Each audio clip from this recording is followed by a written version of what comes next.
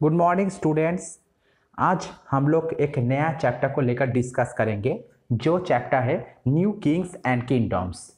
ये क्लास 7 के आवर पास 2 मतलब जो हिस्ट्री के जो बुक्स है ना उस बुक्स का ये सेकेंड चैप्टर है। इससे पहले हम लोग वीडियो में जो इससे पहले वाला जो चैप्टर था मतलब चैप्टर 1 जो ट्रेसिंग चेंजेस थ्रू 1000 years, इस चैप्टर को लेकर हम लोग डिस्कस कर रहे थे। और उस चैप्टर में हम लोग स्पेशली इस चीज के ऊपर हम लोग डिस्कस किया था कि ये मेडिवल हिस्ट्री टाइम पीरियड में कैसे 1000 सालों के अंदर मतलब 700 एडी से 1700 एडी के अंदर कैसे कैसे करके धीरे धीरे चेंज आ रहे थे। ठीक है, क्लास 6 में हम लोग एंशिएंट टाइम पीरियड के बारे में पढ़े थे और क्लास 7 में हम लोग मेडिवल टाइम पीरियड के बारे में पढ़ रहेंगे। तो इस टाइम पीरियड में कैसे कैसे करके धीरे धीरे करके चेंज आ रहे थे एंशिएंट टाइम पीरियड से, हम लोग इसी चैप्टर के ऊपर ज्यादा से ज्यादा फोकस किया था। लेकिन आज जो न्यू किंग्स एंड किंगडम्स वाला जो चैप्टर है ना, इसमें स्पेशली हम लोग ये जो टाइम पीरियड है 700 एडी से 1700 एडी, इसी टाइम पीरियड के पहले के जो टाइम पीरियड है मतलब 700 एडी से स्टार्ट करके लगभग लगभग 1000 एडी तक, ये टाइम पीरियड को लेकर ही हम लोग डिस्कस करेंगे। और यहाँ पर ये इस टाइम पीरियड को हम लोग एक्चुअल जो हिस्टोरिकल टर्म्स के अकॉर्डिंग अगर देखा जाए तो इसमें हम लोग इसे अर्ली मेडिवल टाइम पीरियड भी हम लोग कहते हैं, जो 700 एडी से स्टार्ट करके या लगभग लगभग 650 एडी से स्टार्ट करके ये 1200 एडी तक या 1206 एडी तक ये चलता है। जब दिल्ली में सुल्तानेट डायनेस्टी स्टैब्लिश हुआ था 1206 में, तभी तक ये अर्ली मेडिवल टाइम पीरियड का एक्चुअल टाइम पीरियड है। उसके बाद से later medieval time period start हो जाता है। तो ये चैप्टर का स्पेशलिटी क्या है, ये चैप्टर हम लोग क्यों पढ़ेंगे? क्योंकि इस चैप्टर में सबसे ज़्यादा इंपॉर्टेंट जो चीज़ है, ये जो टाइम पीरियड मैंने बोल रहा हूँ, ये टाइम पीरियड में इंडियन हिस्ट्री में देखा जाए एक एंशिएंट इंडिया और मेडिवल इंडिया, ये दोनों के बीच का टाइम पीरियड है। मतलब एक लिंक कर रहा है, दोनों टाइम पीरियड को लिंक कर रहे हैं। स्पेशली देखा जाए एंशिएंट टाइम पीरियड में एक चेंज आ रहा था एंशिएंट टाइम पीरियड के बाद से, और मेडिवल टाइम पीरियड में जो चेंज आया एंशिएंट टाइम पीरियड में इंडिया में जो धर्म था हिंदुइज्म, बुद्धिज्म या जैनिज्म, उस धर्म को अकॉर्डिंग भी एक चेंज आ रहे थे, रूलर्स के अकॉर्डिंग चेंज आ रहे थे, सोसाइटी में चेंज आ रहे थे, इकोनॉमी में चेंज आ रहे थे, कल्चर में चेंज आ रहे थे, ये सभी चीज में चेंज आ रहा था। और मेडिवल टाइम पीरियड में अगर 1200 के बाद से देखा जाए तो वहां पर एक नया तरीके से फॉर्मेशन आए थे। तो ये बीच का जो टाइम पीरियड है ना 700 से स्टार्ट करके 1200 तक, ये बीच को टाइम पीरियड में ये सब चेंज धीरे धीरे करके आ रहे थे। जो पुराने सिस्टम और नया सिस्टम दोनों के बीच में एक क्लैश हो रहा था इस टाइम पीरियड में। तो ये टाइम पीरियड भी इंडियन हिस्ट्री के अकॉर्डिंग एक इंपॉर्टेंट टाइम पीरियड हो जाता है। ठीक है, तो इस टाइम पीरियड में बहुत सारे नए नए राजा आए थे, और ये राजा जो आए थे ये राजा का राजत्व भी थे। ठीक है, तो इसी चीज के बारे में हम लोग इसी चैप्टर में डिटेल्स में डिस्कस करेंगे। ठीक है, तो देखते हैं, शुरू करते हैं हम लोग। ये देखा जाए ये इंडिया के उस टाइम के अकॉर्डिंग इंडिया का मैप है। मतलब एंशिएंट टाइम पीरियड हो गया, अब उसके बाद का जो ये 700 एडी से 1200 एडी के बीच का इसी टाइम पीरियड में इंडियन का एक मैप लिया गया। ठीक है, तो इसमें देखो, इसमें बहुत सारे अलग अलग छोटे छोटे डायनेस्टी है इंडिया में। जैसे बंगाल के साइड में देखो, ये जो मैंने जूम करके फोकस कर रहा हूँ, यहाँ पर पालास डायनेस्टी के बोला जा रहा है। ये बंगाल के साइड के इंपॉर्टेंट एक उस टाइम में डायनेस्टी थे, बाद में जाकर यहाँ पर सेन डायनेस्टी आए थे। तो ये दो डायनेस्टी यहाँ पर फेमस हुआ था। डेक्कन प्लेटो एरिया में देखो राष्ट्रकूटा डायनेस्टीज, ये भी बहुत ही एक फेमस डायनेस्टी था उसी टाइम के अकॉर्डिंग। ठीक है, राष्ट्रकूटा डायनेस्टीज। और उसके बाद साउदर्न पार्ट में देखो, साउदर्न पार्ट में जाकर यहाँ पर चोलास, चेरास, पांड्यास, ऐसे बहुत सारे अलग अलग छोटे छोटे डायनेस्टी के नाम यहाँ पर सुनने का मिलेगा। और राष्ट्रकूटा डायनेस्टी के ऊपर में देखो, यहाँ पर बहुत सारे राजपूताना डायनेस्टी है भी आएगा, जैसे चाहमांस जो बाद में जाकर चौहान नाम हुआ था उसका। गुज्जर पतियास तो थे जो गुजरात के आसपास से एरिया से बिलोंग करते थे। उसके नीचे पारमार्स, उसके राइट साइड में चंद्रलास, ऐसे बहुत सारे छोटे छोटे डायनेस्टी थे जो इस टाइम में ये इमर्ज कर रहे थे। अब ये इमर्ज करने का तरीका कैसे था, मतलब अचानक से कैसे इमर्ज किया, इसका हिस्ट्री अगर देखा जाए, जैसे एंशिएंट टाइम पीरियड में क्या हुआ था, गुप्ता डायनेस्टी थे। अब गुप्ता डायनेस्टी एक बड़ा सा डायनेस्टी थे। तो ये इतिहास का एक नियम है कि कोई भी डायनेस्टी पूरे जिंदगी तक नहीं रह सकता। काल के नियम के अकॉर्डिंग कभी ना कभी उसका डिक्लाइन होना ही पड़ेगा। अब जब वो डायनेस्टी डिक्लाइन होता है तो उसके जगह में क्या होता है, उसके छोटे छोटे डायनेस्टी वो धीरे धीरे करके ऊपर आने की कोशिश करते हैं। तो वहाँ पर भी यही चीज़ हुआ था और सेम चीज़ धीरे धीरे करके हो रहा था। और ये देखा जाए गुप्त डायनेस्टी का डिक्लाइन जो 500 एडी के बाद से धीरे धीरे होना स्टार्ट किया था, तो वो चीज़ लगभग बाद में जाकर बहुत सालों तक ये कंटिन्यू हुआ था। इसमें बहुत सारे डायनेस्टीज आए। ये डायनेस्टी, हर एक डायनेस्टी जो एक फ्यूडल स्टेट थे, फ्यूडल स्टेट मतलब गुप्त डायनेस्टी के अंदर एक फ्यूडल स्टेट थे। अब ये डायनेस्टी जो सामंत राज्य थे, ये डायनेस्टी गुप्त डायनेस्टी बहुत सारी जगह में इसको सुविधा मिलता था, लेकिन बाद में उस सुविधा को उन्होंने क्या किया, जब गुप्त डायनेस्टी धीरे धीरे वीक होने लगे, उस सुविधा को गलत फायदा ही इन्होंने लिया और इस फायदा को लेकर ये धीरे धीरे अपने आप से ऊपर आने की कोशिश की। इन्होंने सोचा अब हम इंडिया में राज करेंगे, हम अपने एरिया में राज करेंगे। तो ऐसे हर एक का सोचना था। तो ऐसे ऐसे करके बहुत सारे डायनेस्टी अलग अलग जगह में अपना अपना राजत्व बनाने लगे, अपने अपना किंगडम बनाने लगे और वहाँ से ऊपर आने लगे। और जैसे जैसे वो लोग धीरे धीरे पावरफुल हो रहे थे, ऑब्वियसली एक राज्य पावरफुल हो रहे थे एक जगह से, दूसरे राज्य पावरफुल हो रहे थे दूसरी जगह से, तो दोनों के बीच में क्लैश जरूरी था, क्योंकि कभी ना कभी उन दोनों के बीच में बॉर्डर को लेकर प्रॉब्लम होगा और इस प्रॉब्लम को लेकर ये दोनों के बीच में प्रॉब्लम बहुत ज़्यादा क्रिएट हो गया। तो इसके वजह से यहाँ पर डिवाइडेशन होने लगे। ठीक है, तो इसी तरह से ये जो टाइम पीरियड है ना 700 एडी से 1200 एडी तक, इस टाइम पीरियड में देखा जाए ऐसे इंडिया में बहुत सारे फ्यूडल स्टेट आए थे और ये सभी फ्यूडल स्टेट इसी तरह से देखा जाए अपने आप को पावरफुल दिखाने के लिए या दूसरे को छोटे दिखाने के लिए एक दूसरे के खिलाफ लड़ने लगे थे। तो ये तो मैंने एक पॉलिटिकल तरीके से कैसे इस टाइम में चेंज हुआ था तो उसके बारे में मैंने तुम लोगों को बताया। तो यही चीज़ उस टाइम में हो रहा था। ठीक है, तो अब देखते हैं हम लोग इसे डिटेल्स में डिस्कस करते हैं। The emergence of new dynasties. By the 7th century, there were big landlords or warrior chief in different regions of the subcontinent. तो 7th century मतलब 7th century कब आता है, 601 AD से 700 AD तक। तो ये 7th century में there were big landlords, इस टाइम में बड़े जमीन के मालिक थे और वॉरियर्स थे, जो वॉरियर्स जो सेनापति टाइप का, तो warriors chief in different regions of the subcontinent. तो ये इंडिया का जो सब कॉन्टिनेंट है यहाँ पर भी अलग अलग जगह में ये थे। अब ये कैसे थे, जैसे मैंने बोला गुप्त डायनेस्टी में वहाँ का जो सिस्टम था वो फ्यूडल स्टेट वाला सिस्टम था। मतलब गुप्त रूलर्स में उन्होंने क्या किया, उन्होंने बोल दिया कि अपने अंदर को, उन्होंने तो पूरे इंडिया में अपना कब्जा बनाया था, तो पूरे इंडिया को तो अकेला सेंट्रली तरीके से उनको कंट्रोल करना बहुत ही मुश्किल था। तो उन्होंने क्या किया, उन्होंने छोटे छोटे पार्ट में पूरे इंडिया को डिवाइड किया था और अलग अलग जगह में अलग अलग छोटे छोटे रूलर, जो प्रादेशिक रूलर होता है, उनको उन्होंने रिस्पॉन्सिबिलिटी दिया था कि तू दिल्ली को संभाल, तू वेस्ट बंगाल को संभाल, तू साउथ इंडियन को संभाल, ऐसे करके उन्होंने रिस्पॉन्सिबिलिटी दिया था। अब जैसे सेंट्रल वीक होना स्टार्ट कर दिया, ये छोटे छोटे रूलर अब धीरे धीरे वही पर से पावरफुल होने लगे। ठीक है, तो ये छोटे छोटे रूलर वहाँ से पावरफुल होने लगे और वो सेंट्रल को मानना उन्होंने मना कर दिया। अब यहाँ से वो धीरे धीरे करके अपने आप को इंडिपेंडेंट कहने लगे। तो ये छोटे छोटे रूलर कैसे पावरफुल होते थे, क्योंकि इसके ये कैसे डिसाइड होता था कि ये छोटे छोटे रूरल ये वो फ्यूडल स्टेट को के लिए लायक है, क्योंकि ये अपने जो जगह है उस जगह का लैंडलॉर्ड होते थे। ठीक है, उनके पास बहुत सारे ज़मीन होता था। तो लैंडलॉर्ड मतलब जो लैंड के जो लॉर्ड होता है, तो बहुत सारी ज़मीन होता था। गांव के जो लोग, वहाँ का लोग उनको मानते थे, या वॉरियर चीफ्स होता था या सेनापति हो सकते थे। मतलब वॉरियर चीफ्स मतलब सेनापति जो बैटल करते थे। तो इसी तरह से वो अपने जो राजा थे उस राजा का विश्वास अर्जन कर लिया था। तो इसी तरह से देखा जाए तो उनको उसी जगह का दायित्व दिया जाता था। बाद में वहाँ से वो धीरे धीरे पावरफुल होने लगे। They were expected to bring gifts for their kings और ओवरलॉर्ड्स। तो उन्होंने क्या एक्सपेक्ट करते थे, उन्होंने गिफ्ट एक्सपेक्ट करते थे उनके जो राजा थे या ओवरलॉर्ड्स थे। कैसे, be present at there courts, ताकि मतलब वो उनके कोर्ट में जब उन हाजिर हो सके, या provide them with military support, या मिलिट्री सपोर्ट दे सके, तो उसके बदले में उसे कुछ गिफ्ट मिले। अब कैसे ये चीज़ होता था, मतलब जो रूलर्स होते थे, रूलर्स क्या करते थे कि बोलते थे कि तुम मेरे इस जगह को संभालो, मेरे इतना टोटल एरिया है, इंडिया है, ये टोटल मेरा एरिया है, तुम साउदर्न इंडिया में तुम जाकर डेक्कन प्लेटू एरिया को तुम संभालो। ठीक है, लेकिन इसके बदले में उसको क्या देना पड़ता था, उसके बदले में उसको बहुत सारी चीज़ देना पड़ता था। जैसे पहले तो राजा जब बुलाएगा, मेन जो एम्पायर है वो जब बुलाएगा, तो मुझे तब वहाँ पर उनके एम्पायर में जो राजप्रासाद है वहाँ पर मुझे हाजिर होना पड़ेगा। यह पहला पॉइंट हो जाता है। दूसरी बात है कि उनको जब मिलिट्री सपोर्ट चाहिए तो मुझे जाकर मेरे जो अंदर जो मिलिट्री है उस मिलिट्री को उनको सपोर्ट करने के लिए भेजना पड़ेगा, क्योंकि उस बड़े जो एम्पायर है ना उसके अंदर में मैं आता हूँ।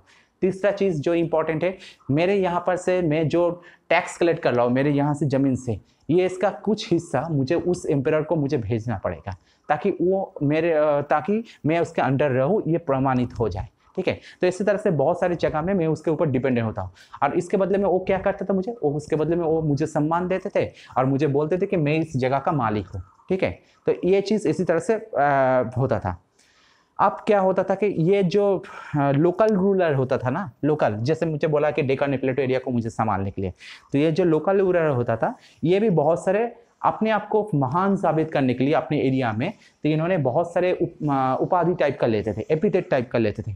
जैसे महासामंत, ये तीसरे पॉइंट में दिया है ना, महासामंत, मंडलेश्वरा, तो महासामंत, महामंडलेश्वरा, ऐसे करके बहुत सारे उपाधि लेते थे। जैसे great Lord of a circle और रीजियन। ठीक है, मतलब मेरे जो एरिया है इस जगह का मैं लॉर्ड हूँ, मैं प्रभु हूँ यहाँ इस जगह का। तो इसी तरह से बहुत सारे उसी टाइम के अकॉर्डिंग उन्होंने बहुत सारे उपाधि लेते थे, क्योंकि उस टाइम में संस्कृत लैंग्वेज चलते थे, तो उन्होंने महासामंत, महामंडलेश्वरा, ऐसे बहुत सारे उन्होंने उपाधि लेते थे। In the mid 18th century, आप मिड 8th सेंचुरी कब होता है? 701 से स्टार्ट करके 800 एडी तक। अब मिड 8th सेंचुरी बोला जा रहा है लगभग 740 एडी से स्टार्ट करके 760 एडी के अंदर, ऐसी टाइम पीरियड के बात किया जा रहा है। तो दंती दुर्गा एक राजा का नाम था, जो राष्ट्रकूट के एक चीफ, राष्ट्रकूट के जो मुखिया थे, ओवरथ्रू हिज चालुक्य ओवरलॉर्ड। ठीक है, तो उस टाइम में पहले क्या था, चालुक्य डायनेस्टी थे। चालुक्य डायनेस्टी एक बहुत ही फेमस डायनेस्टी है। उसके अंदर जो सेनापति रहते थे, ऐसे बहुत सारे सेनापति थे, तो उनमें से एक सेनापति या एक जमीन का मालिक था राष्ट्रकूट, जिसका लीडर था दंती दुर्गा। इन्होंने क्या किया, इन्होंने अपने मालिक को उन्होंने ओवरथ्रू कर दिया, मतलब वहाँ से उनको हटा दिया। अब धीरे धीरे करके यहाँ से ये आगे आना स्टार्ट कर दिया। ये तो ऑब्वियसली चलता ही है कि एक राजा को अगर मुझे अगर राजा बनना है तो पिछले वाला जो राजा है तो उसे हटाना पड़ेगा। यही सिस्टम चलता है, यही जगत का नियम है। ठीक है, तो उन्होंने क्या किया, आप जैसे उन्होंने राजा बने, उन्होंने and performed a ritual called Hiranyagarbha. उन्होंने एक रिचुअल परफॉर्म किया, मतलब एक जैसे राजा बनने के बाद उन्होंने क्या किया, उन्होंने एक रिचुअल टाइप का परफॉर्म किया, इसे हिरण्यगर्भ कहते हैं। अब हिरण्यगर्भ ऐसे देखा जाए तो बहुत से रिचुअल्स के बारे में तुमने सुना है, जैसे अश्वमेध यज्ञ, वाजपेयी यज्ञ, ठीक है, राजस्व यज्ञ, ऐसे बहुत सारे यज्ञ के बारे में तुमने सुना है। ऐसे एक है हिरण्यगर्भ। ये साउदर्न इंडिया में विष्णु जो लॉर्ड विष्णु है ना, लॉर्ड विष्णु के लिए ये रिचुअल्स किया जाता है। ठीक है, इसमें स्पेशली क्या करते हैं कि जैसे यहाँ पर इंग्लिश में लिखा है लिटरली द गोल्डन ऊम, मतलब एक गोल्डन ऊम मतलब गर्भ है, तो इसी टाइप का एक गोल्डन मतलब सोने का ऐसे एक टाइप में बनाया जाता है, मतलब गोल्ड टाइप का चीज बनाया जाता है जिसे ब्राह्मण का दिया जाता है। अब ब्राह्मण उसके अकॉर्डिंग वो रिचुअल्स करते हैं कि राजा को अपने जो उस जगह का मालिक है उसके अकॉर्डिंग ये रिचुअल्स करते हैं, तो ब्राह्मण का एक स्वीकृति अदाय कर लेते हैं, क्योंकि उस टाइम में ब्राह्मण समाज में बहुत ही मुखिया टाइप का था और दंती दुर्गा एक क्षत्रिय है। तो दंती दुर्गा उन्होंने क्या किया था, ब्राह्मण का उन्होंने जो चालुक्य को हटाकर उन्होंने जो उस एरिया का जो मालिक हुआ, तो ये इसके लिए ब्राह्मण के पास से परमिशन चाहिए था, क्योंकि ब्राह्मण समाज में सोशली से देखा जाए तो समाज में मुखिया होता है। तो ब्राह्मण के पास से परमिशन लेने के लिए उन्होंने जिस रिचुअल्स को अपनाया था वो रिचुअल्स है हिरण्यगर्भ। तो ये हिरण्यगर्भ इसी तरह से उन्होंने किया था। और बाद में जाकर वो जो गोल्डन जो ऊम होता है ना, वो चीज़ दे देते हैं, उन्होंने ब्राह्मण को दे देते हैं। ठीक है, तो इसी टाइप का वो चलता है। Next slide, administration in the kingdoms. तो इस टाइम में ये किंगडम में एडमिनिस्ट्रेशन सिस्टम कैसे थे, many of this new Kings adopted high sounding titles. तो उस टाइम में जैसे जैसे मतलब मैंने बोला कि उस टाइम में इंडिया में देखा जाए बहुत सारे अलग अलग राज्य आते थे। ठीक है, और अलग अलग राज्य का अलग अलग रूलर्स थे। हर दिन में देखा जाता है कि इस रूलर्स के अगेंस्ट में एक दूसरे के अगेंस्ट में ये लोग लड़ाई करते थे, क्योंकि सभी चाहते थे कि पूरे इंडिया को कब्जा करना। ठीक है, अब ये उसी टाइम पीरियड की बात कर रहा हूँ जिस टाइम पीरियड में बाहर से भी फॉरेन इन्वेजन हो रहे थे, माने बाहर से जो बहुत सारे रूलर्स इंडिया में अटैक कर रहे थे, जैसे सुल्तान महमूद। ठीक है, तो इस टाइम पीरियड में देखा जाए इंडिया का हालत बहुत ही खराब था, क्योंकि इंडिया में स्टेबिलिटी या पीस नाम का जो कोई भी चीज यहाँ पर नहीं थे, ठीक है, क्योंकि हर राजा एक दूसरे राजा के खिलाफ लड़ रहे थे। तो इस टाइम में क्या करते थे, बहुत सारे राजा वो अपने आप को महान साबित करने के लिए भारी भरकम वो जो एपिथेट है वो लेते थे, भारी भरकम वो अपने नाम के पास में लिखते थे कि महाराजा, महाअधिराजा, ऐसे करके उन्होंने लिखते थे। तो many of this new Kings adopted high sounding titles, तो उन्होंने बहुत भारी मात्रा में जो टाइटल्स है उस टाइटल्स को लेते थे, सच एज महाराजा, अधिराजा, महाराजा जैसे गेट किंग बोलते, अधिराजा जैसे ओवरलॉर्ड ऑफ किंग्स बोलते, ऐसे बहुत सारे उन्होंने टाइटल लेते थे। या त्रिभुवन चक्रवर्ती जैसे Lord of three world's and so one, ऐसे करके बहुत सारे टाइटल लेते थे। अब इस टाइटल का लेने का कारण क्या था? कारण ऐसे ही था कि मेरे नाम से दूसरे जगह में डर पैदा हो और मेरे अंदर में जो लोग हैं वो लोग मुझे सम्मान करें, ठीक है। तो इसलिए ये जस्ट लोगों को दिखाने के लिए उन्होंने ऐसे टाइटल लेते थे, ठीक है। अब ये जो तीसरा जो टाइटल मैंने बोला है त्रिभुवन चक्रवर्ती, इसका मतलब क्या है? जैसे हम लोग जानते हैं त्रिभुवन है, ठीक है, त्रिभुवन जैसे एक स्वर्गलोक, एक मर्त्यलोक और दूसरा अच्छा बीच का, ठीक है, हवा। तो जैसे स्वर्ग बोलते हैं ना, स्वर्ग में वहाँ का जगत, वहाँ का अपना एरिया होता है, और हम लोग जो लैंड में रहते हैं तो यहाँ का अपना एक एरिया होता है, और बीच का जो हवा वाला एरिया है तो ये भी अपना एरिया है। तो ये तीनों जगह का मतलब ये तीनों वर्ल्ड का मैं वहाँ का जो मालिक हूँ, ठीक है। तो राजा अपने नाम के पास ऐसे एक उपाधि ले लिया। तो ऑब्वियसली ये लोगों के बीच में उस टाइम में लोग तो अंधविश्वास उस लोगों के बीच में बहुत ज़्यादा था, क्योंकि लोग तो ये सब चीज़ को बहुत ज़्यादा बिलीव करते थे, ठीक है। उस टाइम में लोगों के बीच में जो किसी बात के अगेंस्ट में जो अगर क्वेश्चन करना है, ये सब चीज़ उनके धारणा में नहीं था। तो ये सब चीज़ की वजह से लोग अचानक से विश्वास करते थे और उसको महान मानते थे। तो यही चीज़ उस टाइम में देखा गया था। In each of the states resources were obtained from the producers, तो ये सब जगह में क्या होता था, यहाँ पर अलग अलग स्टेट में वहाँ पर जो स्टेट में जो रिसोर्स मतलब जो चीज़ आता, जो राजा के काम में आता है, ठीक है, जिसको हम लोग यूज़ करते थे, कर सकते हैं, तो ये कहाँ से आते थे? ये प्रोड्यूसर्स के पास से आते थे। ऑब्वियसली प्रोड्यूसर्स कौन होता? प्रोड्यूसर्स होता था वहाँ पर पीजेंट्स या वर्कर्स, ये सभी प्रोड्यूसर्स होता था, ठीक है। अब ये डायरेक्टली प्रोड्यूसर्स है, लेकिन इनडायरेक्टली प्रोड्यूसर्स कौन होता था? इसके ऊपर में जो होता था जमीन का जो मालिक, मतलब लैंडलॉर्ड। अब लैंडलॉर्ड पीजेंट्स क्या करते थे, अपने जो चीज प्रोड्यूस करता था वो लैंडलॉर्ड्स के पास देते थे। अब लैंडलॉर्ड्स ये सामान जाकर देते थे ये सब राजाओं को। तो इसी तरह से राजा के पास ये सामान को सप्लाई होता था, ठीक है। This resources were used to finance the Kings establishment. अब ये जो रिसोर्सेस मतलब ये जो सामान मिलता था ना, ये सब चीज क्या होता था कि राजा के पैसा आने के एक जरिया था, ठीक है। Were used to finance the Kings establishment, मतलब एक राजा जब एस्टैब्लिशमेंट होगा तो उसके लिए उनको पैसा चाहिए। ऑब्वियसली ये दुनिया में यही चीज होता है कि पैसा ही सबसे ज्यादा इंपॉर्टेंट होता है, पैसा ना हो तो कुछ भी नहीं होता, ठीक है। तो राजा को भी अपना एम्पायर बनाना है, अपना किंगडम बनाना है, तो अपने किंगडम बनाने के लिए उनको भी चाहिए क्या? पैसा चाहिए, फाइनेंस चाहिए। और फाइनेंस कहाँ से आएगा? इस रिसोर्सेस से आएगा। तो वो क्या करते हैं, अपने अंदर में जो लैंडलॉर्ड है उसके ऊपर वो डिपेंडेंट होते हैं, ये जमींदार है उनके ऊपर डिपेंडेंट होते हैं। और जमींदार किसके ऊपर डिपेंडेंट होता है? लैंडलॉर्ड जमींदार ये डिपेंडेंट होता है, जो पीजेंट है, जो वर्कर्स है, उसके ऊपर डिपेंडेंट होते हैं। तो इसी तरह से ये फॉर्मेशन चलता रहता था। The functionaries for collecting revenue were generally recruited for influential families. तो जो रेवेन्यू कलेक्ट होता है, रेवेन्यू मतलब टैक्स, जो रैक्स कलेक्ट होता था, वह generally recruited from influential families. तो ये जनरली किसको मिलता था? ये जो प्रभावशाली, इन्फ्लुएंशियल मतलब प्रभावशाली, जो अपने एरिया का जो प्रभावशाली लोग थे, जो फैमिली थे, उनके अंदर ये आते थे। ऑब्वियसली मैंने जो अभी चीज बोला है, जो प्रेजेंट क्या करते हैं, मतलब जो खेतीबाड़ी करने वाले लोग क्या करते थे, अपने जो चीज प्रोडक्शन करते थे उस प्रोडक्शन को उन्होंने क्या करते थे, वो देते थे, वो चीज प्रोडक्शन करके वो देते थे कि उसके जो लैंडलॉर्ड है, जो जमींदार है, उसको देते थे। मतलब ये जमींदार और लैंडलॉर्ड ये हो गया इन्फ्लुएंशियल फैमिलीज। अब ये इन्फ्लुएंशियल फैमिलीज या लैंडलॉर्ड जो भी बोलो, ये किसको देते थे? ये देते थे ऊपर में, उसके ऊपर में जो रहते, मतलब जो राजा रहते थे, राजा को देते थे। तो इसी तरह से उसका जो गवर्नमेंटल सिस्टम है वो सिस्टम चलता था, ठीक है। तो इसी तरह से सबसे मुखिया कौन था? सबसे मुखिया था राजा, और सबसे नीचे कौन आता था? पीजेंट या वर्कर्स, ठीक है। और बीच में आ जाता था इन्फ्लुएंशियल फैमिलीज, जो लैंडलॉर्ड्स हो जाता है, ठीक है। तो इसी तरह से ये सिस्टम चलता रहता था। नेक्स्ट हम लोग जाते हैं स्लाइड में। नेक्स्ट स्लाइड में है कि prashastis and land grants. Prashastis and land grants, अब इसके बारे में थोड़ा सा हम लोग डिस्कस करते हैं। प्रशस्ति एक्चुअल में है क्या। हम लोग इंस्क्रिप्शन के बारे में पढ़े थे क्लास 6 में। इंस्क्रिप्शन मतलब जो लिपि, जहां पर एक्चुअल में बहुत सारी चीज हम लिखते हैं, हम लोग जहां से हिस्टोरिकल सोर्स मिलते हैं हमें, हम लोग वहां से बहुत सारे हमें तथ्य मिलते थे। लेकिन प्रशस्ति क्या है, प्रशस्ति वन टाइप ऑफ इंस्क्रिप्शन, मतलब इंस्क्रिप्शन के अंदर भी एक तरीके से प्रशस्ति को हम एक टाइप का इंस्क्रिप्शन भी कह सकते हैं। अब कैसे कह सकते हैं, क्योंकि प्रशस्ति इसमें होते हैं कि हमें यहाँ पर राजा का जो गुण कीर्तन हम लोग किया जाता है, मतलब जो राजा होते हैं ना, राजा को बहुत ही ज्यादा तारीफ किया जाता है प्रशस्ति में।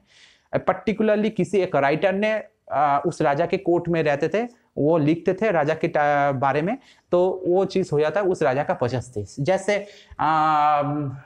रवि कीर्ति नाम का एक बंदा, उन्होंने क्या किया, उन्होंने आईहल प्रशस्ति लिखा था। वो चालुक्य राज सेकंड पुलकेशी के उनके किंगडम में वो रहते थे। अब उनके जो किंगडम में, उनके राजसभा में रहते थे, उनके खाते थे, उनके पीते थे, उनके वहां पर रहते थे, और तो ऑब्वियसली जिसके पास रहते थे उसके खिलाफ तो नहीं रह सकते, तो इसलिए वो क्या करते थे, सेकंड पुलकेशी के बारे में अच्छा अच्छा बात लिख जाते थे।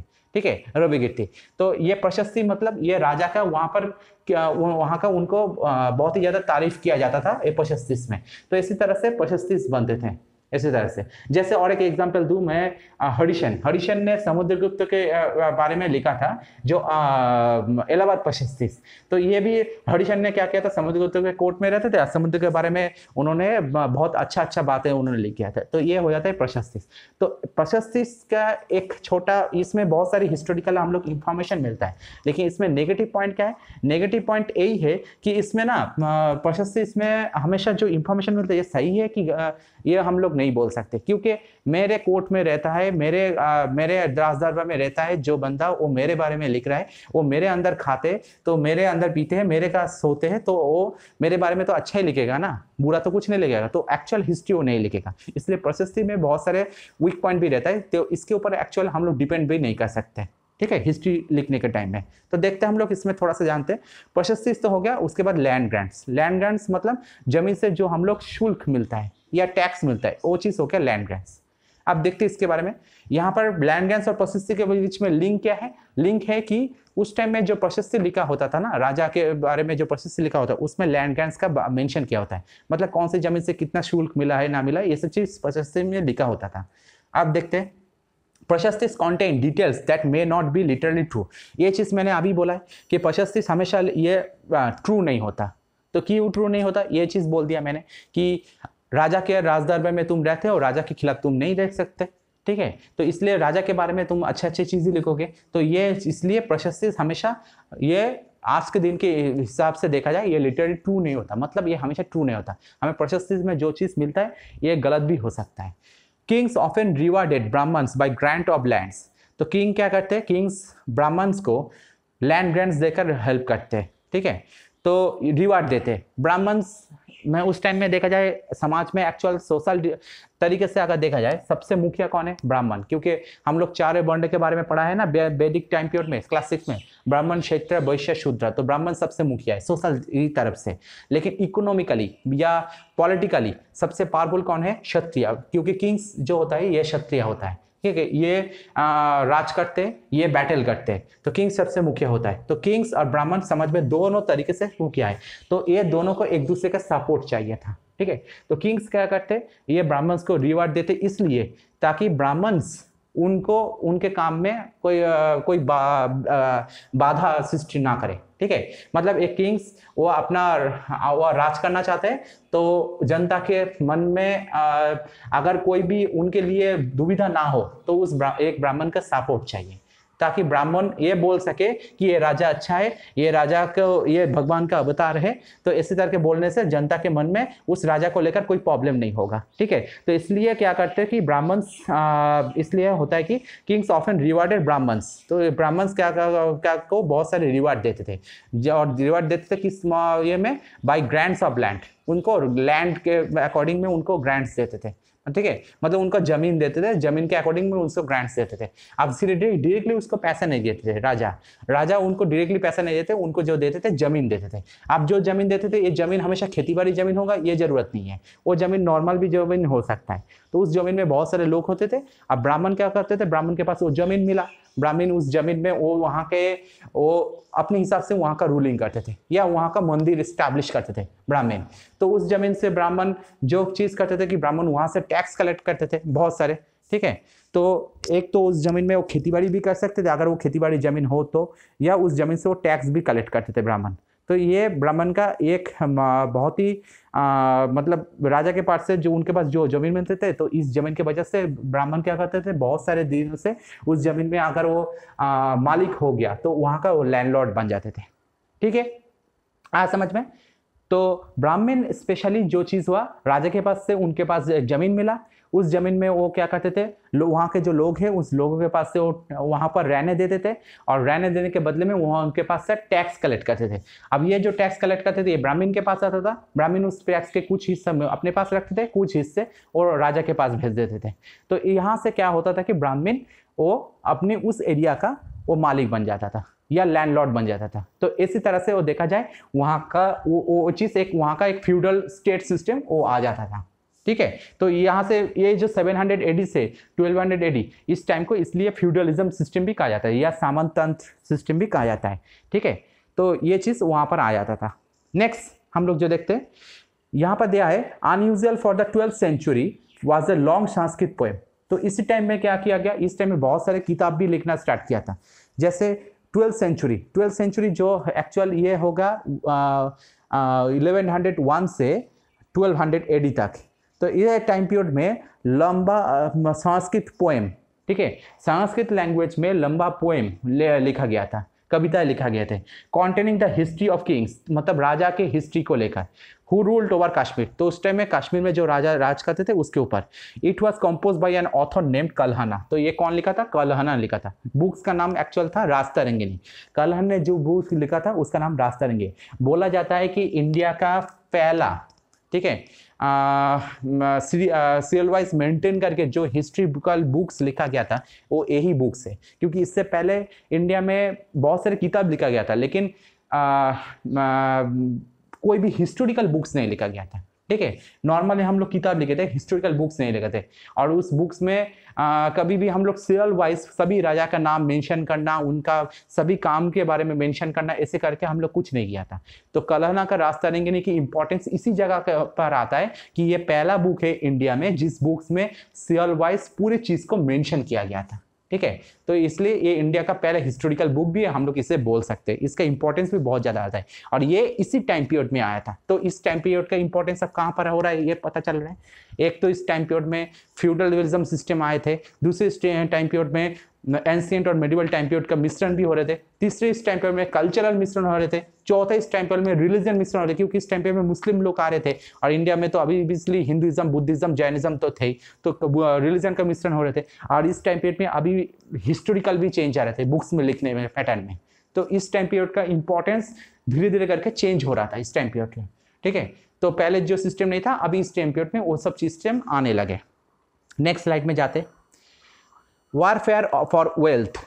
तो वेल्थ मतलब क्या है, संपत्ति, जो प्रॉपर्टी रहता है वो चीज को बोला है। और वारफेयर मतलब बैटल, जो युद्ध होने लगे थे वो वेल्थ के लिए युद्ध होने लगे थे। देखते, you may have notice that each of this ruling dynasties. तो तुमने ये तो नोटिस किया है कि अलग अलग जगह में जो डायनेस्टीज राज कर रहे थे was based in a specific region. तो एक पर्टिकुलर एक रीजन से बिलोंग करते थे। At the same time they try to control other areas. तो इस टाइम में वो क्या करते थे, जो अपने जो एरिया थे उस एरिया को छोड़कर दूसरे एरिया को कब्जा करने लगे थे। मैंने पहले ही बोला था कि इस टाइम में जो राजा थे, राजा तो अपने जगह का लैंडलॉर्ड थे ही, तो वो क्या कर रहे थे, अपने जगह को बढ़ाने के लिए और दूसरी जगह को कब्जा करने के लिए आगे बढ़े थे। ऑब्वियसली दूसरे दो लैंडलॉर्ड अगर पास पास में रहे तो दोनों के बीच में झगड़ा होना ही था। तो इसी तरह से दोनों के बीच में बैटल होने लगे इस टाइम में जमीन को लेकर।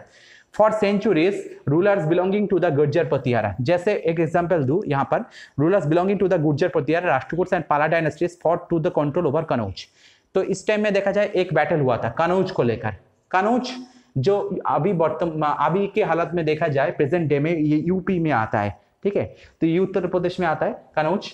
और उस टाइम में देखा जाए कि कनौज एक तरीके से इंडिया का, कनौज कब्जा करना मतलब एक तरीके से इंडिया का सेंटर पॉइंट कब्जा कर लेना, ये सिस्टम था। जो पाला डायनेस्टी थे ये बंगाल से बिलोंग करते थे, मतलब ईस्टर्न इंडिया से बिलोंग करते थे। राष्ट्रकूट जो थे ये डेक्कन प्लेटो से बिलोंग करते थे, मतलब साउदर्न पार्ट से बिलोंग करते थे। और गुर्जर पतियारा ये वेस्टर्न पार्ट्स, मतलब गुर्जर मतलब ये गुजरात के आसपास से बिलोंग करते थे, ठीक है, यानी वेस्टर्न इंडिया से बिलोंग करते थे। तीनों का टारगेट था कनौज को कैप्चर करना, क्योंकि कनौज कैप्चर करे तो इंडिया का सेंट्रल पॉइंट कैप्चर हो जाएगा, तो इसके लिए उनका इंपॉर्टेंस भी बहुत जगह बढ़ जाएगा वहां पर। तो इसलिए तीनों ने टारगेट बनाया था कनौज को कब्जा करने के लिए, और इसके वजह से बहुत सालों तक ये यहाँ पर बैटल चला था कनौज को लेकर, ठीक है, बहुत सालों तक ये चला था। तो ये एक कनौज का बैटल बहुत ही इंपॉर्टेंट हो जाता है, और इस बैटल को हम लोग ट्रिपार्टाइट स्ट्रगल भी कह सकते हैं, ठीक है, जो हिस्ट्री में एक फेमस इंसिडेंट है और वो इसी टाइम पीरियड में ही आता है। Rulers also tried to demonstrate their power and resources by building large temples. इस टाइम में और एक इंपॉर्टेंस क्या था, रूलर्स क्या करते थे, रूलर्स कहते थे कि अपने पावर को स्टैब्लिश करने के लिए, और उन्होंने क्या किया था, करते थे कि उन्होंने टेम्पल बनाते थे, बड़े बड़े टेम्पल बनाते थे, और यह टेम्पल बनाते थे अपने जो रिसोर्स है उस रिसोर्स को यूज करके, ठीक है। और ये टेम्पल उनका राज मतलब प्रतीक था, मतलब उनका जो पावर है ना उस पावर को दर्शाता था ये टेम्पल। बाहर से बहुत सारे जो मर्चेंट आते थे, यानी व्यापारी आते थे, या बाहर से बहुत सारे अगर कोई लोग जो आते थे, या कोई राजा के प्रतिनिधि आए, या राजा खुद ही आए, तो ये टेम्पल को देखकर उनका मन में अगर थोड़ा सा मोहित हो जाए इस राजत्व के लिए, इस किंगडम के लिए, यही था ये इस रूलर का मेन कारण, ठीक है, ये टेम्पल बनाने के कारण। तो टेम्पल इसलिए वो बनाते थे कि टेम्पल के वजह से अपने एरिया के जो लोग हैं और बाहर के एरिया के जो लोग हैं उनके सभी के बीच में अपना नाम चले जाए, तो उन्होंने क्या करते हैं, बड़े बड़े टेम्पल बनाते थे। इसलिए वहां पर देखा जाए साउदर्न इंडिया में इस टाइम में बहुत सारे बड़े बड़े टेम्पल बने थे, सिर्फ साउदर्न इंडिया में भी, नॉर्दर्न इंडिया में भी बने थे। और ये टेम्पल बहुत सारे वो अपने पास जो रिसोर्सेस थे जैसे सोने या बहुत सारे मटेरियल्स थे, इसको यूज करके बनाए थे।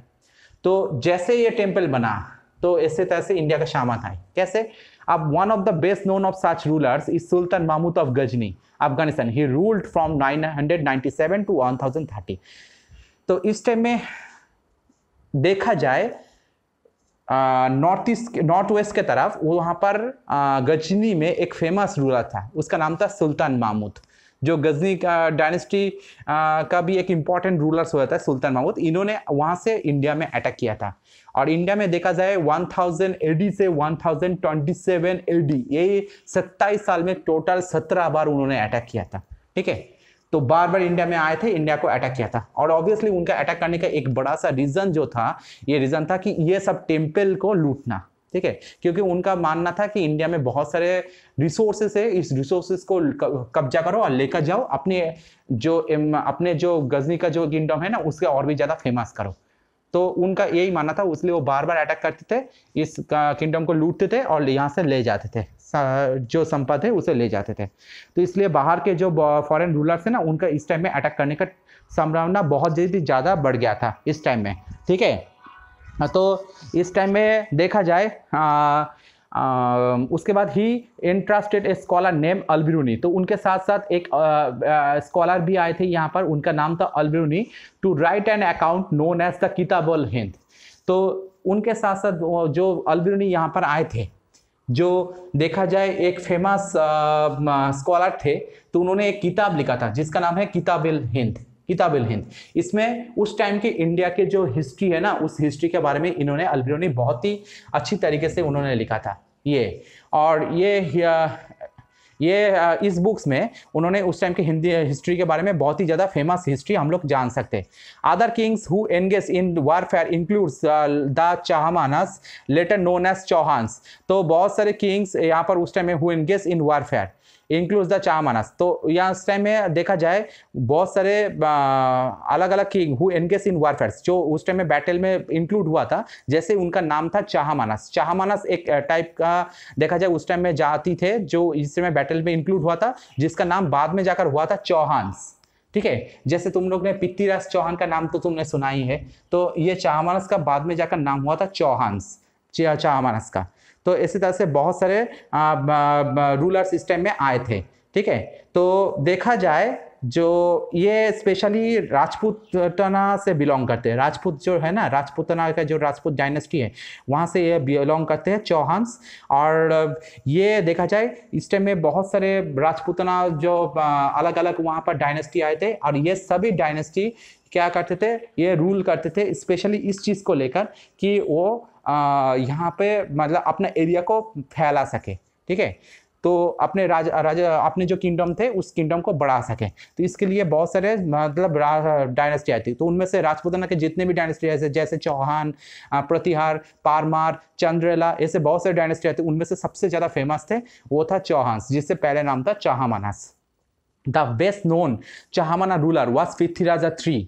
तो इनमें से सबसे फेमस जो था वो था पृथ्वीराजा III, जिनका टाइम पीरियड है 1168 AD to 1192 AD, who defeated an Afghan ruler named Sultan Mahmud Ghori in 1191 but lost to him the very next year in 1192।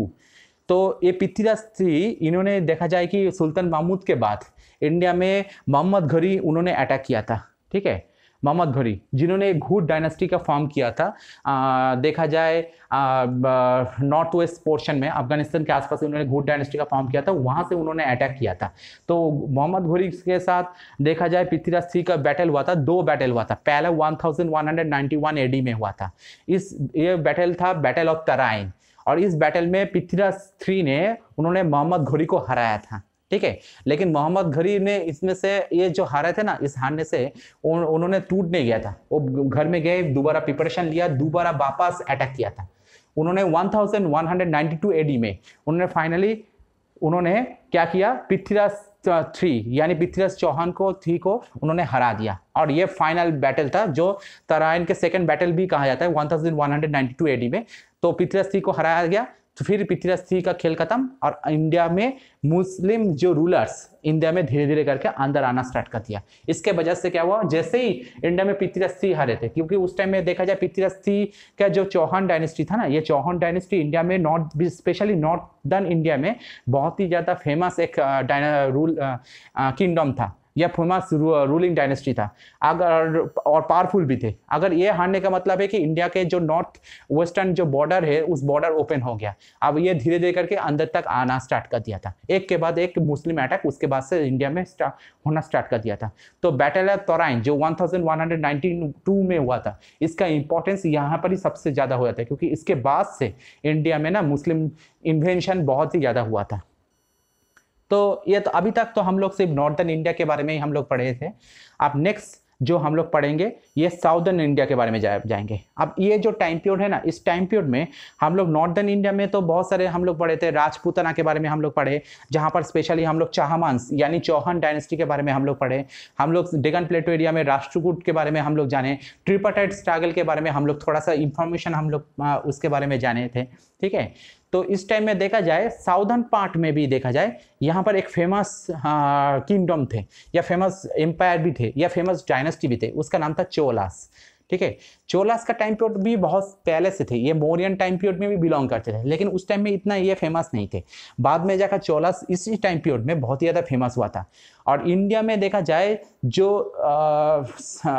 खूब कम मात्रा में भी बोल सके हो, ऐसे कोई किंगडम है जो बाहर के कंट्री में जाकर वहाँ का अपना इंडिया का पावर को वहाँ दिखा सके, वो था चोलास। क्योंकि ये साउथ ईस्ट एशिया में जाकर वहाँ के जो आइलैंड है ना, उस आइलैंड के ऊपर भी कब्जा बनाया था ये चोलास। तो इंडिया का पावर को बाहर में जाकर भी ये चोलास दिखाए थे। तो चोलास भी एक इम्पॉर्टेंट रोल अदा करते थे इंडियन हिस्ट्री में। और यहाँ पर देखो स्पेशली ये तमिलनाडु के आसपास वहाँ पर ये बिलोंग करते हैं, ठीक है। चोलास ये बहुत ही ज़्यादा वहाँ उस टाइम में फेमस किंगडम थे, तो इसके बारे में हम लोग थोड़ा सा जानते हैं। एक closure look the Cholas. विजयाला who belonged to the ancient Chipli family of the Cholas from Udaipur captured the delta from the Muttariyar in the middle of the 19th century। तो विजयाला जो एक पर्सन का नाम है, who जो बिलोंग करते का ancient chief family, पुराने जमाने के जो चीफ जो मुखिया फैमिली थे, जो चोलास के अंदर से, चोलास तो बहुत शाखा में छोटी छोटी शाखा में भी वो डिवाइडेड थे, उनमें से उदयपुर नाम का जो जगह है वहाँ का जो चोलास के मुखिया थे वहाँ का, तो उसका नाम था विजयाला। तो उन्होंने क्या किया, उन्होंने एक डेल्टा को कैप्चर किया ठीक है, जो डेल्टा मतलब दो रिवर के बीच में आता है, ये डेल्टा का एरिया को कैप्चर किया। ये जगह था मुत्तरियार, ठीक है। ये कहाँ कब कैप्चर किया था? ये 9th सेंचुरी में कैप्चर किया था। 9th सेंचुरी मतलब 801 एडी से स्टार्ट करके ये 900 एडी के बीच में ये कब्जा किया था। He built the town of Thanjavur. तो उन्होंने क्या किया? उन्होंने built the town of Thanjavur. उन्होंने आप वहां पर एक तंजावुर नाम का उन्होंने एक टाउन बनाया, ठीक है।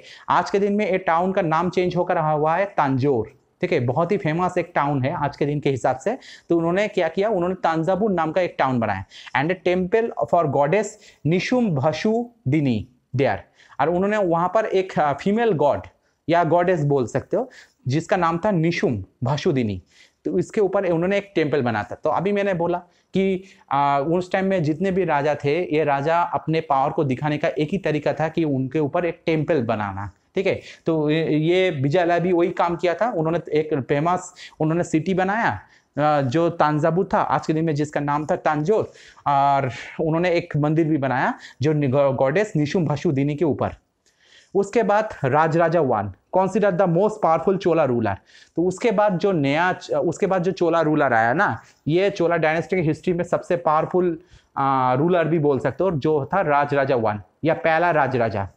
became king in 985 and expanded control over most of this areas। तो और किंग कब बना था? 985 एडी में बना था। और उसके बाद वो धीरे धीरे पावरफुल होते गए और पूरे एरिया के ऊपर वो अपना कब्जा स्थापन किया था, राजराजा 1, ठीक है। ये चोला रूलर के अंदर ये सबसे ज्यादा फेमस रूलर था। उसके बाद the big temples of Thanjavur and Gangaikonda Cholapuram build by Rajaraja and Rajendra, जो राजेंद्र चोल और एक फेमस चोला रूलर है। And architecture and sculpture Marvels. तो उन्होंने ये बाद में जाकर दो फेमस यहाँ पर टेम्पल बने थे, किसके द्वारा? राजराजा के द्वारा और उसके बेटे जो राजेंद्र चोल है उसके द्वारा। ये दोनों ही फेमस चोला रूलर है। एक तंजावुर जो आज के दिन में तंजौर भी बोला जाता है, और दूसरा गंगाईकोंडा चोलापुरम। एक गंगाईकोंडा चोलापुरम का एक छोटा सा एक हिस्ट्री आता है कि गंगाईकोंडा कैसे नाम दिया गया, क्योंकि उस टाइम में देखा जाए बंगाल में सेन डायनेस्टी राज करते थे। अब चोला रूलर जो उस टाइम में ये राजेंद्र चोल, उन्होंने क्या किया था? बंगाल में अटैक किया था। बंगाल में जो अटैक किया, बंगाल को मतलब क्या किया था, वहां पर जो सेन डायनेस्टी को एकदम तहस नहस कर दिया था। तो इसके वजह से जो सेन डायनेस्टी नहीं, पाल डायनेस्टी को उन्होंने तहस नहस कर दिया था। तो उसके वजह से ये जो जगह उन्होंने जीता था ना, इसके वजह से उन्होंने क्या किया? उन्होंने अपने जो जगह है वहां पर जाकर उन्होंने चोलापुरम नाम का उन्होंने एक शहर बनाने के बारे में सोचा था। अब ये गंगाईकोंडा मतलब बंगाल आता है गंगा के एरिया के पास के एरिया, तो इसलिए उन्होंने गंगाईकोंडा मतलब गंगा विजेता, ठीक है, गंगा को जीत लिया, इसलिए गंगाईकोंडा चोलापुरम नाम का उन्होंने ये शहर बनाया था। तो यहाँ से गंगाईकोंडा चोलापुरम का नाम आया था। ये राजेंद्र चोल का एक बहुत ही बड़ा कृतित्व है। तो इसके वजह से क्या हुआ? Architecture and sculpture Marvels. तो वहाँ पर जो मंदिर बनाया था, ये आर्किटेक्चरल दिख से भी बहुत ही ज्यादा फेमस थे, ठीक है। आर्किटेक्चर जो बिल्डिंग का जो आर्किटेक्चर है वहां से बहुत ज्यादा फेमस थे। और स्कल्पचर मार्बल्स, जो मंदिर के जो बॉडी में वहां पर बहुत सारे डिजाइन किया होता है ना, उसे हम लोग स्कल्पचर कहते हैं। तो ये स्कल्पचर से भी बहुत ज्यादा ये फेमस था, ठीक है। ऐसे तो साउथर्न इंडिया के जितने भी मंदिर बनते थे, ये आर्किटेक्चर और स्कल्पचर से देख से बहुत ही ज्यादा फेमस होता है, ठीक है। आज के दिन में देखा जाए साउथ इंडिया के जितने भी मंदिर देख लो, सभी आर्किटेक्चर स्कल्पचर देख से बहुत ही ज्यादा फेमस है। तो उस टाइम में ये ट्रेडिशन तब से स्टार्ट हुआ था। ये चोला डायनेस्टी के टाइम से ये ट्रेडिशन स्टार्ट हो गया था। Chola temples often became the nucleus of settlements which grew around them. तो चोला टेम्पल क्या हुआ? Often became the nucleus of settlements. तो ये क्या हुआ? ये है कि उस टाइम में जितने भी कल्चरल जो काम उस टाइम में स्टार्ट हुआ था, उसका न्यूक्लियस हो गया था ये टेम्पल। मतलब चोल के टेम्पल के अकॉर्डिंग ही देखा जाए, वो आसपास के जितने भी वहां पर काम हो रहा था ना, ये सभी चोला टेम्पल के अकॉर्डिंग ही हो रहा था, ठीक है। जैसे वहाँ पर कोई भी एक कल्चरल कोई भी एक्टिविटीज हो, तो ये चोला टेम्पल के अकॉर्डिंग ही हो रहा था। कोई भी लैंड ग्रांट्स देना है तो ये चोला टेम्पल के अकॉर्डिंग ही हो रहा था। मतलब चोला टेम्पल को न्यूक्लियस बनाकर ये चीज हो रहा था। Amongst the craft associated with temples, the making of bronze images was the most distinctive। तो यहाँ पर क्या हुआ? Amongst the craft associated with temples, तो क्राफ्ट्स मैंने बोला है पहले ही, क्राफ्ट्स मतलब हैंडीक्राफ्ट्स, जो हाथ का जो काम होता है ना, तो ये सब चीज़ हाथों का जो कारीगरी होता है, तो ये सब चीज़ उस टाइम में क्या होता है, ये टेम्पल में देखा जाता था। टेम्पल के आसपास मतलब उसके जो बॉडी के ऊपर है वो क्राफ्टेड डिजाइन देखा जाता था। और the making of bronze images, तो वहाँ पर ब्रोंज का भी जितना भी काम होता था, ये सब क्या हुआ था, धीरे धीरे वहाँ पर वो भी ज़्यादा इंपॉर्टेंट होने लगे। बाहर से बहुत सारे लोग आते थे उस चीज़ को देखने के लिए। तो चोला टेम्पल उस टाइम में एक तो मतलब बहुत ही ज़्यादा फेमस टेम्पल हो गया कि उसका स्कल्पचरल और उसका आर्किटेक्चरल डिज़ाइन से, दूसरा वो कल्चरल एक्टिविटीज़ भी उसको सेंटर के रख के होता था, तीसरा ये राजा का जो पावरफुल है ये भी दर्शाता था वो उस टेम्पल। तो इसका इंपॉर्टेंस, इसलिए चोला टेम्पल का इंपॉर्टेंस बहुत ही ज़्यादा बढ़ गया था। और ऊपर से इस चोला टेम्पल को लेकर ब्राह्मण का भी राज उस टाइम में होता था, क्योंकि ब्राह्मण्स का बहुत सारे ब्राह्मण्स ये चोला टेम्पल में रहते थे, तो उसका भी राज होता था। और यही चोला टेम्पल ना बाद में जाकर क्या हुआ, मुस्लिम जब इन्वेशन हुआ था ना, तो ये चोला टेम्पल को आकृष्ट होकर ही वो उनका इन्वेशन हुआ था, क्योंकि उनका मेन मोटिव था इसके बॉडी में जो जो रिसोर्सेस है, मतलब जैसे गोल्ड या जूस लगा हुआ है, उसको उखाड़ना और उसको लेकर जाना। तो इसलिए बहुत सारे मुस्लिम इन्वेंशन भी जो इस टेम्पल को लेकर हुआ था। Next slide, agriculture and irrigation system. तो खेतीबाड़ी और सिंचाई, ठीक है, इसके बारे में हम लोग डिस्कस करते हैं। Many of the achievements of the Cholas were made possible through new developments in agriculture। तो ऐसे बहुत सारे अचीवमेंट हुआ था चोला का। अब ये जो अचीवमेंट हुआ था ना चोला का, तो ये सब अचीवमेंट के वजह से उनको इस काम में बहुत ही मदद मिला, मतलब खेतीबाड़ी करने के काम में, ठीक है। तो वो बाहर से जो भी सामान लूट कर आते थे, मतलब जैसे साउथ ईस्ट एशिया में वो कब्जा बनाए थे, या यहाँ पर वो अपना एम्पायर को एक्सपेंड किया था, तो इसके वजह से उनको जितना भी उनको फायदा मिलता था, ये सभी चीज़ को उन्होंने एग्रीकल्चर सेक्टर में यूज़ करते थे उस टाइम में। उस टाइम में तो प्रोडक्शन तो उस टाइम में ऐसे एग्रीकल्चर में होता था, फैक्ट्री तो थे नहीं था, क्योंकि इंडस्ट्रियल रेवोल्यूशन हुआ नहीं था उस टाइम में, तो उन्होंने एग्रीकल्चर सेक्टर में वो प्रोडक्शन करते थे। तो इस सभी चीज़ को उन्होंने एग्रीकल्चर सेक्टर में डेवलपमेंट के काम में उस चीज़ को यूज़ किया था। Although agriculture had developed earlier in other parts of Tamil Nadu, धीरे धीरे करके क्या किया, एग्रीकल्चर सेक्टर जो तमिलनाडु के दूसरे पार्ट थे उस पार्ट में भी डेवलप होना स्टार्ट कर दिया था। It was only from the 5th and 6th century that this area was open for a large scale cultivation. तो 5th और 6th सेंचुरी में जैसे हम लोग देख सकते हैं sorry 5th and 6th century में हम लोग जैसे देख सकते हैं कि ये तमिलनाडु को लार्ज स्केल ऑफ कल्टीवेशन, मतलब बड़े मात्रा में इसको कल्टीवेशन के काम में यूज़ किया जाता था, मतलब प्रोडक्शन के काम में यूज़ किया जाता था। जो खेती-बाड़ी करके जो प्रोडक्शन होता था उसके काम में यूज़ किया जाता था। और जैसे कल्टीवेशन यहाँ पर बढ़ा था, तो इसी तरह से देखा जाए बहुत सारे बाहर से बहुत सारे व्यापारी लोग यहाँ पर आते थे, और ट्रेडिंग करने के लिए आते थे। और इसका वजह से क्या हुआ, जो राजा के जो उनका जो ट्रेजरी है ना, ट्रेजरी भी फुलफिल हो गया था। It many cases it was necessary to water crops artificially. तो यहाँ पर कभी कभी ये चीज़ भी ज़रूरत होता था कि हमेशा खेतीबाड़ी करने के लिए, उस टाइम में खेतीबाड़ी तो इतना ज़्यादा डेवलप नहीं हुआ था, तो ये डेवलप करने के लिए उनको जो ज़रूरत था, क्योंकि हमेशा तो हम लोग ये नहीं कर सकते कि आसमान के ऊपर भरोसा करके रहे, कब बारिश होगा इसके ऊपर भरोसा करके रहे। तो इन्होंने क्या किया था, तो वाटर क्रॉप्स आर्टिफिशियली, तो क्रॉप्स प्रोडक्शन करो, उसके लिए जो वाटर चाहिए ये आर्टिफिशियली हम लोग मैनेज करेंगे। कैसे? इरिगेशन सिस्टम्स के मदद से। Most of the new rulers, तो बहुत सारे न्यू रूलर्स क्या किया, as well as people living in village, जो गांव में भी जो लोग रहते थे उसके साथ साथ टूक on active interest in this activities. तो उन्होंने क्या किया, उन्होंने इस चीज़ के ऊपर बहुत ज़्यादा इंटरेस्ट लिया, और उन्होंने इरिगेशन सिस्टम को उनके मदद से बहुत ही ज़्यादा इरिगेशन सिस्टम को उन्होंने डेवलप किया था। तो धीरे धीरे इरिगेशन सिस्टम धीरे धीरे करके ऐसे करके डेवलप हुआ था, और ये इरिगेशन सिस्टम बाद में जाकर बहुत ही ज़्यादा काम में आए थे। वहाँ पर चोला एम्पायर को जो पैसा को बढ़ाने के लिए ये बहुत ही ज़्यादा काम में आए थे। इसकी वजह से एग्रीकल्चर सिस्टम बहुत ही ज़्यादा डेवलप हुआ था, नया नया चीज़ कल्टिवेशन होता था, बहुत सारे व्यापारी लोग बाहर से आते थे यहाँ पर ट्रेडिंग करने के लिए। इसके वजह से बहुत सारे मुनाफा आता था, और उसके वजह से जो किंग्स थे ना, किंग्स के जो ट्रेजरी थे वो ट्रेजरी भी फुलफिल होता था। तो ये सिस्टम बहुत ही ज़्यादा उस टाइम में काम में आते थे। उसके बाद नेक्स्ट जो स्लाइड है, ये स्लाइड है the administration of the empire. तो एडमिनिस्ट्रेशन ऑफ द एम्पायर, तो एम्पायर के वहाँ पर चोला एम्पायर का एडमिनिस्ट्रेशन सिस्टम को लेकर हम लोग यहाँ पर डिस्कस करेंगे। तो इसके बारे में डिस्कस करते हैं। Settlements of peasants known as ur. तो वहाँ पर पीजेंट का जो सेटलमेंट होता है इसको हम लोग ऊर कहते हैं। सेटलमेंट्स ऑफ पीजेंट्स और तो उस टाइम में जो पिजेंट का सेटलमेंट्स जो होता है हम लोग ऊर कहते हैं, become prosperous with the spread of irrigation agriculture. तो ये क्या होता है, ये with the prosperity of irrigation agriculture, ये इरिगेशन एग्रीकल्चर मैंने एग्रीकल्चर का जो इरिगेशन सिस्टम है उसमें काम आता है। Group of such villages from large units called nadu. तो बहुत सारे विलेज का जो ग्रुप फॉर्म था इसे नाड़ू कहते हैं हम लोग। तो इसमें थोड़ा सा हम लोग डिस्कस करते हैं कि सेटलमेंट्स ऑफ पीजेंट्स। तो पीजेंट का मतलब जो खेतीबाड़ी करने वाले जो फैमिली थे उसका जो सेटलमेंट होता था इसे हम लोग कहते थे ऊर। मतलब जो पीजेंट लोग होते ना, पीजेंट लोगों को मिलकर जो उनका जो व्यवस्था होते थे उसको हम लोग ऊर कहते थे। और क्या होता था, became prosperous with the spread of irrigation agriculture. ये धीरे धीरे करके क्या हुआ, खेतीबाड़ी में जो सिंचाई सिस्टम लेकर आए थे उसके वजह से वो धीरे धीरे करके फेमस होने लगे, मतलब उनके पास बहुत ज़्यादा पैसा आने लगे। Groups of such village from large units called nadu. और बहुत सारे गांव का जो यूनिटी फॉर्म थे ना, इसको हम लोग नाड़ू कहते हैं। मतलब बोला जा सकता है कि एक नाड़ू के अंदर बहुत सारे गांव थे, अलग अलग गांव थे। तो ये सिस्टम उस टाइम में आए थे। We have seen that Brahmanas often receive land grants और ब्रह्मदया। तो उस टाइम में हम लोग ये भी देख सकते हैं कि जो ब्राह्मणस थे ना, ब्राह्मणस को वो उनको लैंड ग्रांट्स दिया जाता था। मतलब मैंने पहले ही बोला कि राजा क्या करते थे कि राजा जमीन देते थे ब्राह्मण को, और ब्राह्मण क्या करते थे उस जमीन से वो टैक्स कलेक्ट करते, क्योंकि वो जमीन खेतीबाड़ी जमीन भी हो सकता है या नॉन खेतीबाड़ी जमीन भी हो सकता है।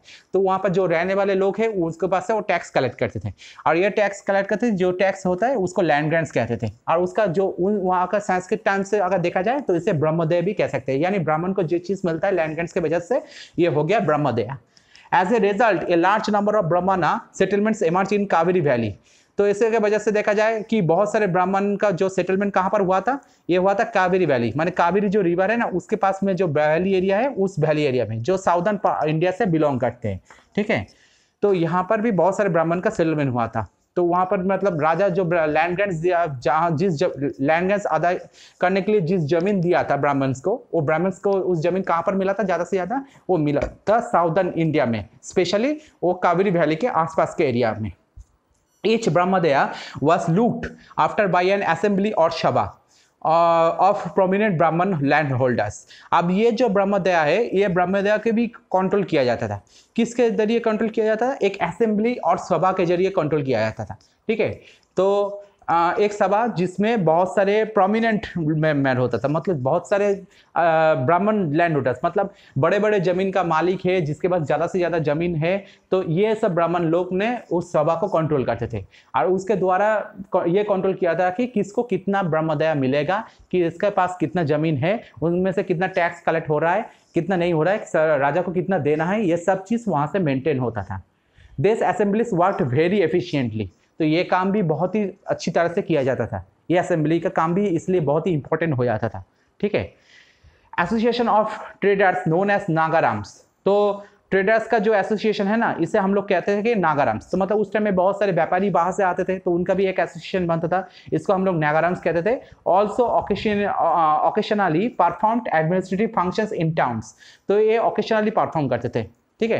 एडमिनिस्ट्रेटिव फंक्शंस इन टाउन्स मतलब शहर का एडमिनिस्ट्रेटिव पर्पस में, मतलब जो प्रशासनिक जो पर्पस होता है उस पर्पस में ये काम करते थे।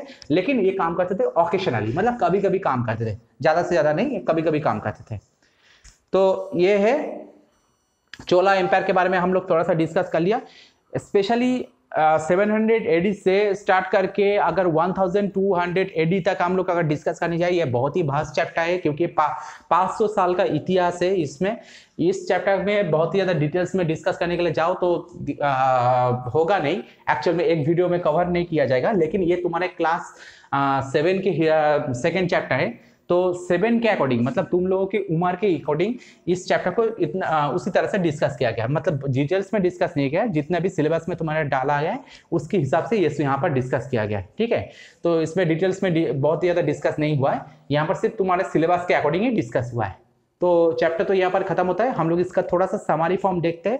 यहाँ पर हम लोग स्पेशली किस चीज़ के बारे में हम लोग पढ़े हैं आज, the emergence of new dynasties. मैंने पहले डिस्कस किया है कि यहाँ पर कैसे कैसे नया डायनेस्टी का इमरजेंस हुआ है, उसका पीछे का कारण क्या है, और ये कैसे ये डायनेस्टी धीरे धीरे करके वो एक्सपेंड करने जा रहे थे, फ्यूडलिज्म क्या है, यहाँ पर ये सब चीज़ को लेकर यहाँ पर डिटेल्स में डिस्कस किया है। वहाँ पर सेकेंड पॉइंट है एडमिनिस्ट्रेशन इन द किंगडम्स। अब जो जो नया डायनेस्टी फॉर्म हुआ है वो तो अपना एक किंगडम्स बनाए, उस किंगडम का एडमिनिस्ट्रेशन सिस्टम क्या है, मतलब वो कैसे अपना प्रशासनिक काम वो चलाते हैं, तो इस चीज के बारे में यहाँ पर डिस्कस किया है। तीसरा है प्रशस्ति एंड लैंड ग्रांट्स।